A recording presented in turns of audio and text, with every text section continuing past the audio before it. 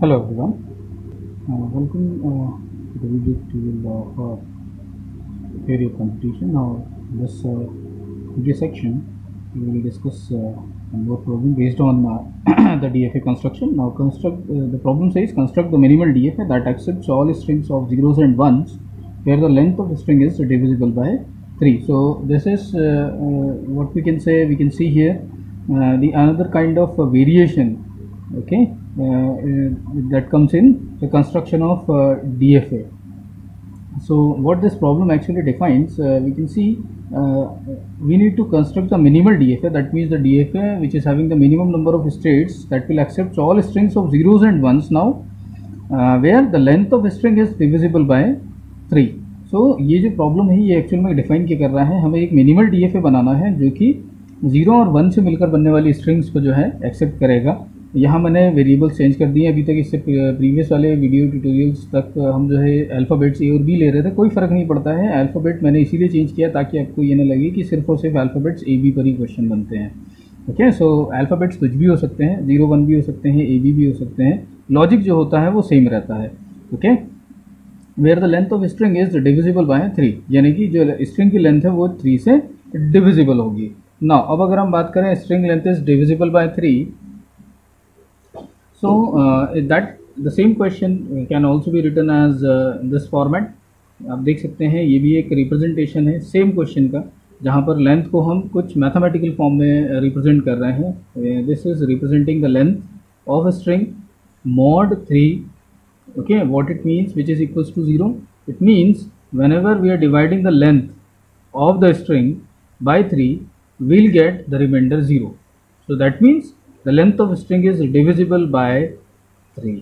okay, ये actual में क्या रिप्रेजेंट कर रहा है कि जब भी हम किसी नंबर को जो कि लेंथ को रिप्रेजेंट कर रहा होगा स्ट्रिंग की, अगर उस नंबर को हम 3 से डिवाइड करें, और ये बीच में मॉड का मतलब ये है कि मॉड ऑपरेटर डिवीजन से थोड़ा सा अलग होता है कि जब हम डिवीजन ऑपरेटर को यूज़ करते हैं तो वो हमें जो है क्वोशिएंट वैल्यू जनरेट करके देता है, जबकि मॉड ऑपरेटर हमें क्या जनरेट करके देता है, ये हमें रिमाइंडर जनरेट करके देता है। तो अगर हमें किसी नंबर की डिविजिबिलिटी चेक करना है तो हम क्या करेंगे, उस नंबर को जो है डिविज़र से डिवाइड करेंगे, और जब हमें रिमाइंडर 0 मिलेगा तो हम कहेंगे कि that number is divisible bye divisor. Okay, so divisor is 3। अब अगर मुझे किसी नंबर की डिविजिबिलिटी चेक करना है तो मैं उस नंबर को क्या करूँगा, 3 से डिवाइड करूँगा। अगर मुझे रिमाइंडर 0 मिल रहा है तो that number is divisible by 3। Now so length of string is divisible by 3। Okay, where omega, or we can say w, represents the strings of zeros and ones। okay, now we need to solve that problem। so as per the steps we can go through with these things। first step is we need to identify the input alphabets here। so what are the input alphabets we have?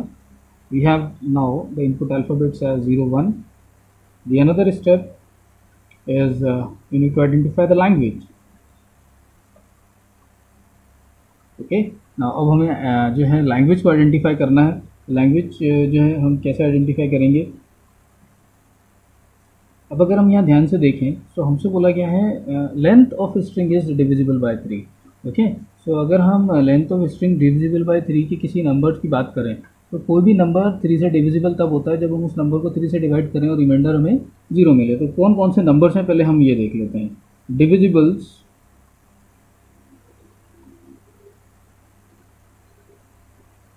Of 3, सो कौन कौन से numbers हैं जो कि 3 से divide होते हैं अगर हम उनकी बात करें। So we have 0। हम कह सकते हैं कि 0 को अगर हम 3 से डिवाइड करें तो will get the remainder 0। Okay, and 3 6 9 12 and so on. So these are the numbers जिनको अगर हम 3 से डिवाइड करेंगे तो हमें रिमाइंडर क्या मिलेगा, 0 मिलेगा। सो दैट मीन्स हमारी जो स्ट्रिंग की लेंथ है वो 0 लेंथ होना चाहिए, 3 लेंथ होना चाहिए, 6 लेंथ होना चाहिए, 9 लेंथ होना चाहिए, 12 होना चाहिए, and so on. Okay, so as per the definition or language for the DFA जिसे हम बना रहे हैं उसमें 0 लेंथ स्ट्रिंग कौन सी होगी, एप्सिलॉन। अगर हम 3 लेंथ स्ट्रिंग की बात कर रहे हैं तो 3 लेंथ स्ट्रिंग क्या होगी हमारी, 000। ओके, से लेकर 010 011 100 101 110 111 तो ये हो गई थ्री लेंथ स्ट्रिंग्स। वैसे अगर हम आए तो 6 लेंथ स्ट्रिंग्स होंगी जो कि 6 टाइम्स 0 से स्टार्ट होंगी, और we can say it goes up to 6 times 1, okay, and so on. तो ये हो गई हमारी 0 लेंथ स्ट्रिंग, ये हो गई हमारी 3 लेंथ स्ट्रिंग्स, ये हो गई हमारी 6 लेंथ स्ट्रिंग्स, और इसके बाद फिर 9 लेंथ स्ट्रिंग, 12 लेंथ स्ट्रिंग, जो भी हमारे पॉसिबल कॉम्बिनेशन बनेंगे हम उनको लेंगे। सो हमने लैंग्वेज आइडेंटिफाई कर ली। अब हमें देखना है कि जो है DFA कैसे बनेगा। तो अगर हम DFA बना रहे हैं, सो रिमेंबर दिस थिंग कि डिविजिबिलिटी के केस में हम बहुत जल्दी ही आइडेंटिफाई कर सकते हैं कि कितने मिनिमम नंबर ऑफ स्टेट्स जो हैं वो रिक्वायर्ड होंगे। ओके, सो वी कैन से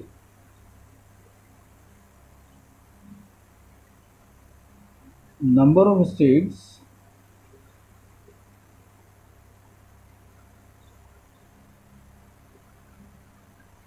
is equals to the number of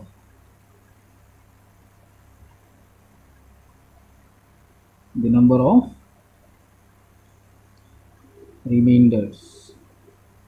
So you must remember this thing, how many remainder possible remainders, अगर हम 3 से डिवाइड करें किसी भी वैल्यू को तो हमारे पास पॉसिबल रिमाइंडर्स क्या होंगे। So remainders we have here, we know that remainders that we have here, remainder R we can say 0, क्योंकि हम 3 से डिवाइड कर रहे हैं तो या तो हमें रिमाइंडर 0 मिलेगा यानी कि वो नंबर पूरी तरह से डिवाइड हो जाएगा, या फिर रिमाइंडर 1 मिलेगा या रिमाइंडर 2 मिलेगा, क्योंकि रूल जो है वो ये कहता है कि जिस नंबर यानी कि डिविजर से डिवाइड कर रहे हैं रिमाइंडर जो है वो 0 से लेकर n-1 तक रहते हैं, if number is n। So okay, so we have these 3 possible remainders. तो हम हर एक स्टेट जो है एक रिमाइंडर के करस्पॉन्डिंग यहाँ पर ड्रॉ करेंगे। So we have the first state which is Q0, जो कि हमारी इनिशियल स्टेट होगी, और ये स्टेट एक्चुअल में रिप्रेजेंट करेगी रिमाइंडर 0 को। ओके, ऐसे ही हमारी जो अगली स्टेट होगी which is Q1, it represents remainder 1। तीसरी स्टेट जो होगी हमारी वो होगी Q2, that represents reminder 2। Okay, अब यहाँ अगर हम देखें तो यहाँ पर 0, 1, 2 ये 3 रिमाइंडर्स हैं, हमने तीनों के लिए एक एक स्टेट बना ली, Q0, Q1, Q2। अब आपको ट्रांजिशंस कैसे बनाना है। सो लेंथ के केस में हमने देखा था कि जब भी हम लेंथ के केस में बात करते हैं तो जब पॉसिबल रिमाइंडर्स हम बनाते हैं वो पॉसिबल ट्रांजिशंस जो हम बनाते हैं उसमें हमें ये नहीं देखना है कि जो अल्फ़ाबेट्स हैं वो किस सीक्वेंस में आ रहे हैं, बस हमें इतना देखना है, ध्यान रखना है कि जो अल्फ़ाबेट्स हैं हमें काउंटिंग करनी है उनकी बस। Okay, so we can see here the length of string, क्योंकि लेंथ की बात हो रही है, so length of string is 1, here the length of string is 2। अब मुझे अगर 3 लेंथ पे जाना है, ओके, अब क्योंकि यहाँ पर मेरे इसमें एप्सिलॉन जो है वो मेरी लैंग्वेज का जो है पार्ट है, यानी कि एक वैलिड स्ट्रिंग है। मैंने आपसे लास्ट वीडियो में भी कहा था कि अगर आपकी लैंग्वेज में एप्सिलॉन आता है तो आप Q0 को फाइनल स्टेट बना दीजिए, बिकॉज अगर आप Q0 को अगर आप एप्सिलॉन को रिकॉग्नाइज करने की बात कर रहे हैं, एप्सिलॉन को आप जो है एक वैलिड स्ट्रिंग मान रहे हैं, तो उस केस में ये तभी रिकॉग्नाइज होगा जब आप इनिशियल स्टेट पर हो और इनिशियल ही फाइनल स्टेट हो। Okay, so initial state will be the final state because we are including epsilon in our language. Now Q0, Q1, Q2 ये 3 स्टेट्स हो गए। अब इसमें जो ट्रांजिशंस होंगे वो कैसे होंगे, Q0 से Q1, Q1 से Q2, और फिर जो आखिरी ट्रांजिशन होगा वो हमारा वापस Q0 स्टेट पर ही आ जाएगा।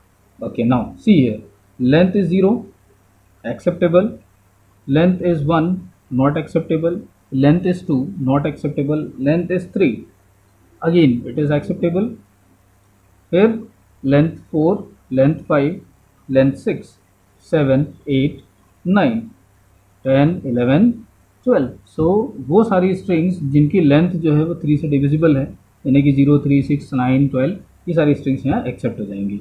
So you can see, just need to complete the transitions here.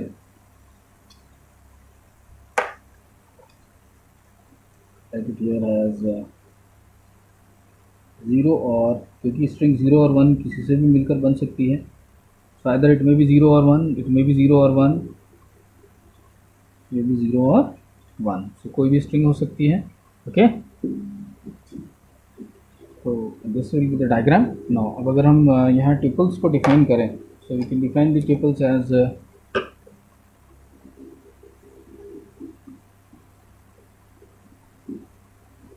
formal definition with the help of 5 tuples.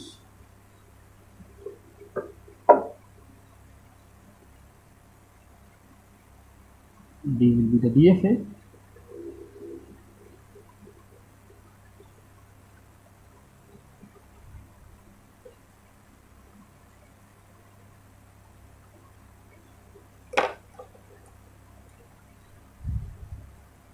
Q, Q naught, input alphabets, final states, then the transition function. Okay, so one by one we are defining it. The number of states we have Q naught, Q1 and Q2. Okay, then Q2 is the initial state. We have the Q2 state as the initial state, where Q naught always belongs to Q. Q naught as the initial state. This is the set of states. Okay, set of input alphabets we have here as 0, 1. So this is representing the input alphabets. F is the set of final states. So we have only one final state, which is Q naught. Set of final states and the transition function. Now here transition function को अगर हम define करें, so transition at Q naught for 0, it transits to Q1. Transition function at Q naught with 1. This is also Q1. Transition at Q1 with 0, it will transit to Q2. Transition at Q1 with 1 goes to Q2 also. Then transition at Q2 with 0, it comes back to the initial state called Q naught, and then similarly transition at Q2 with 1 input, it will transit to Q naught again. Okay, so these are the 5 tuples we have defined here. Now अब अगर हम बात करें यहाँ पर generalise करने की problem को, so we can generalize that problem.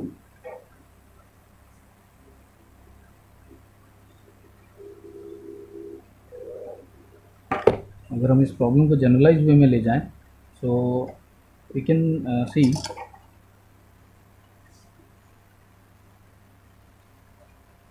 in case of divisibility, क्योंकि ज़रूरी नहीं है कि आपको हमेशा क्वेश्चन जो है वो डिविजिबल बाय 3 पर ही आए. हो सकता है डिविजिबल बाय 4 भी हो सकता है, डिविजिबल बाय 5 भी हो सकता है. सो इन केस ऑफ डिविजिबिलिटी, पहला point, numbers of states in DFA will be equals to always, okay, number of states in DFA is equals to n. Number of states in DFA, it always will be equals to n, where n is the divisor. Okay, so n यानी कि हम 3 से divide कर रहे हैं, so number of states कितनी होगी, n के बराबर. ठीक है, अब आपसे जो फाइनल स्टेट है, अगर हम बात कर रहे हैं डिविजिबल बाय n, तो उस केस में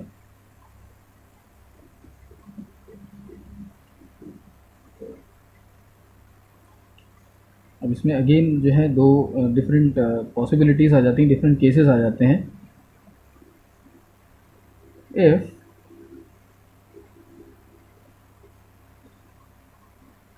length of string divisible by n, so final state जो होगी वो क्या होगी हमारी,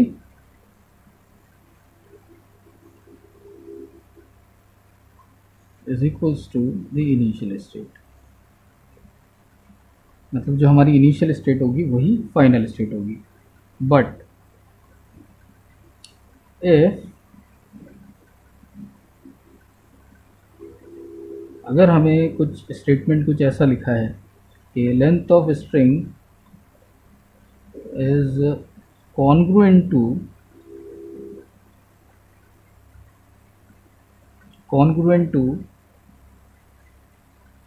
n mod k, okay, n mod k, so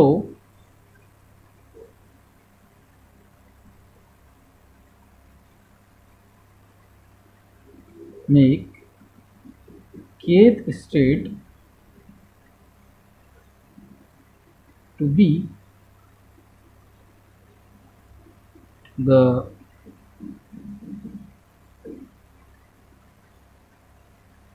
final state,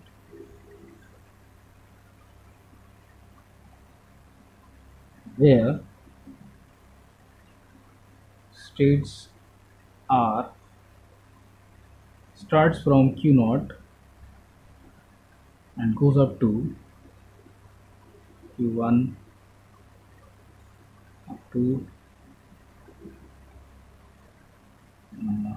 we have k, and the final state will be qn. So in that case kth state will be the final state. Okay, so just for example, मान लीजिए अगर मुझे यहाँ पर question दिया होता है कि length of string mod 3 divisible by 3 but it will generate the remainder 2। Okay, अगर ऐसा कोई क्वेश्चन है यानी कि रिमाइंडर जो है वो 0 नहीं मिल रहा है, रिमाइंडर 2 मिल रहा है, तो उस केस में फाइनल स्टेट कौन सी होगी? Okay, so final state will B जहाँ रिमाइंडर हमें 2, वो स्टेट जो कि रिमाइंडर को रिप्रेजेंट कर रही है। तो ये 0 रिमाइंडर है, ये 1 रिमाइंडर है, ये 2 रिमाइंडर है, तो ये फाइनल स्टेट होगी, ये फाइनल स्टेट नहीं होगी। ओके, सो हमारा अगला प्रॉब्लम जो है वो इसी चीज़ पर बेस्ड है। चलिए हम उस पर डिस्कस करते हैं।